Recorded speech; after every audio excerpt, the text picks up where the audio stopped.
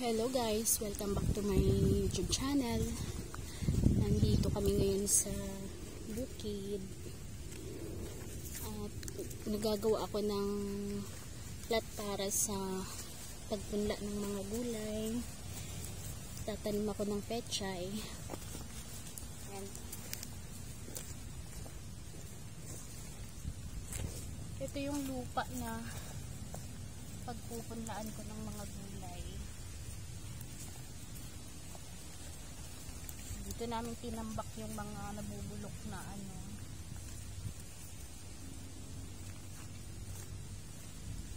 mga dahon, saka mga kahoy na maliliit, mga sanga.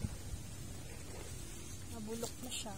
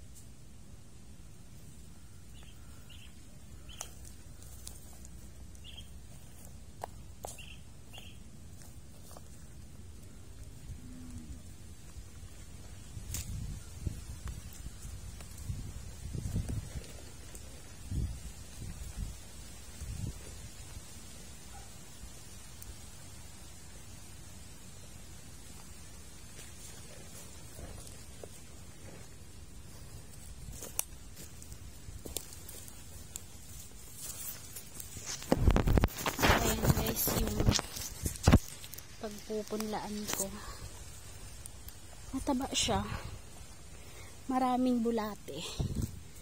Ito yung mga nagbubulok ng mga dahon, Mga bulate. Ayan.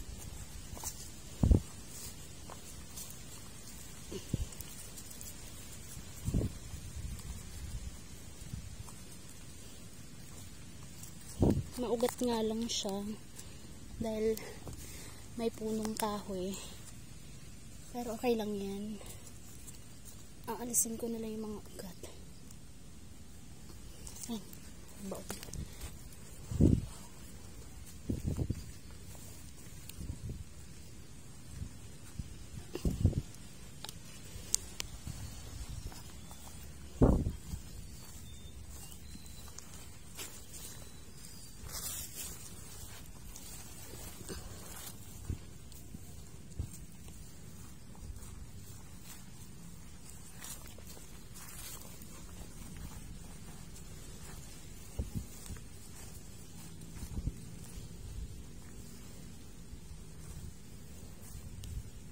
Okay na yan. Ay, nino yung kamay ko. Ay, andito pala yung nabili naming lansones. Yan. Tinanim na namin noong nakaraang linggo. At itong saging naman, itatanim din namin to ngayon. Ayan yung butas. Ito yung mga kamuting kahoy na tinanim ko noon. Nung na ba? For 6 weeks or 7 weeks na yata to. Ito. Yan. Isa't kalahating buwan yung kamuting kahoy. Ayan na siya. At yung luyang dilaw na tinanim ko, yung okra, kasabay lang ng kamuting kahoy, hindi siya lumaki. Kinain ng mga uod ng dahon. Dito yun. Kasi nasa ilalim ng puno to eh. Hindi sila naaarawan noong mga ilang linggo din. Ito na yung isa't kalahating buwan na kamuting kahoy. At luyang dilaw. Ayan, butas-butas ang dahon ng luyang dilaw. Ang kangkong ko naman, hindi talaga payat at kinain din ng mga uod. Nagsusurvive naman siya dyan sa Ito yung luyang dilaw. Yan, kamuting kahoy, luyang dilaw, okra. Buti nga lumaki-laki na to ngayon eh. Dito yung uod niyan. No? Dapat may pang-spray. Wala akong dalang pang-spray. Ayan. Kinain ng mga mababait. Pero yung kamuting kahoy, hindi nila kinakain yan. At ito yung tanim kong kamote naman. Ayan, butas-butas din, di rin nakaligtas. Kasi nung nakaraang linggo lang namin inalis yung mga puno. Pinutol na namin. Ayan. At ayan. Medyo okay na siya ngayon. Hindi na kinakain yung iba. Ito yung dating may mga punong kahoy pa. Maliit. Ito yung lemongrass. At ang kamote ko, sana hindi na siya kainin ng mga mababait. Yan. Yan, okay na siya oh. Musbong na. Yan. Okay na. At ito, gumapang na oh. Okay na to. Nakakatuwa naman yung mga tanim ko. At yung gabi na pangsigang, lumaki na siya. At yung okra, bansot. Ayan ang mga okra ko, mga bansot.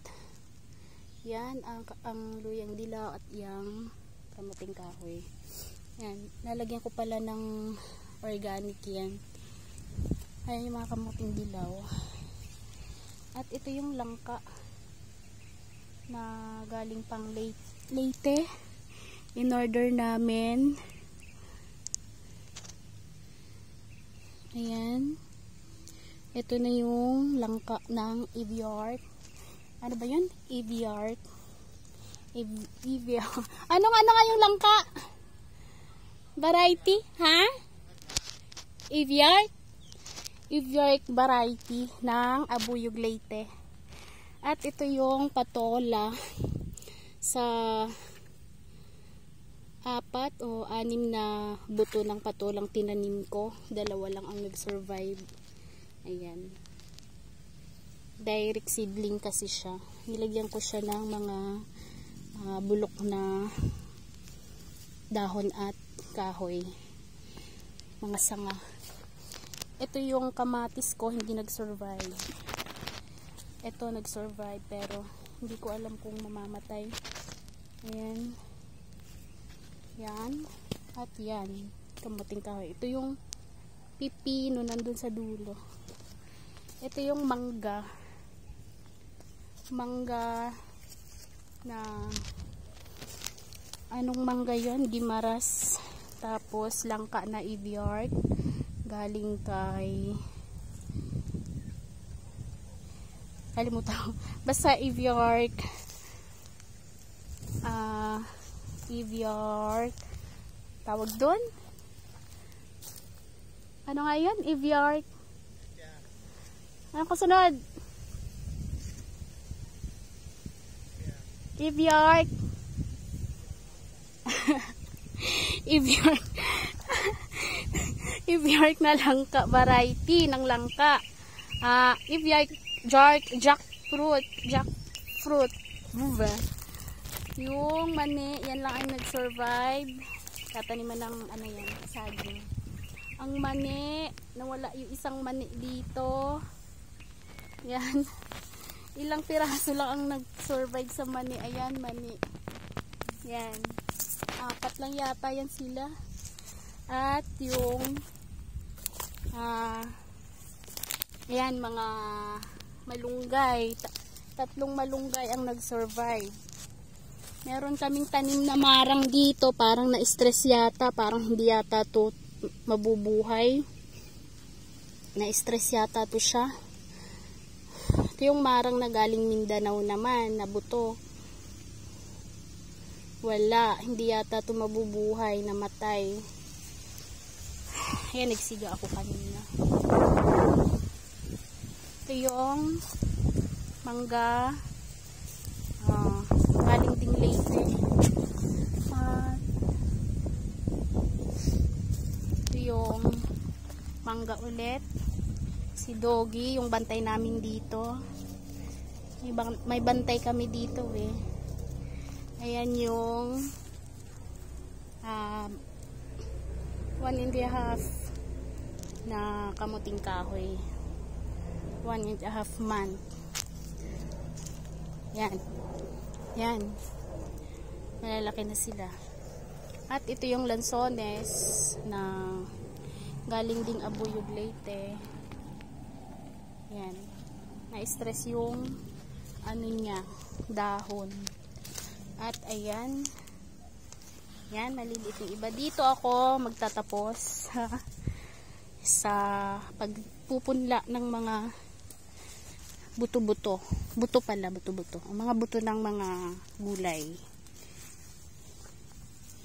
Para pagbalik namin dito, ano na, tubo na siya. May ginawa ako nung nakaraang linggo.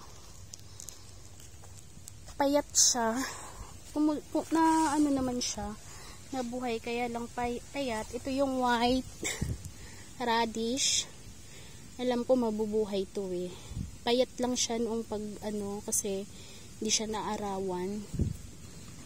Sa araw ng pagpunla, dapat pagdating ng 3 days, dapat okay na siya. Dapat alisin na yung mga nakatakip. Kaso wala kami dito noong pagdating ng 3 days. Ayan, mga payat siya. Payat sila. Kaya pag nagpunta ako ngayon, hindi ko nalalagyan ng mga dahon. Kasi pumapayat yung mga katawan nila. Ayan. Ewan ko kung magsusurvive yan. Mga ano yan eh, pechay, tsaka ito, ano nga to, green spinach. Gagawin ko na lang mamaya, lalagyan ko na lang siya ng ito, mosquito net. Hindi ko na siya lalagyan ng dahon. Ayan yung marang. Mamamatay yata yung marang na yan. No. Na-stress yan eh. Nauuhaw na ako, wala tayong tubig. Dito na lang ako magtatapos.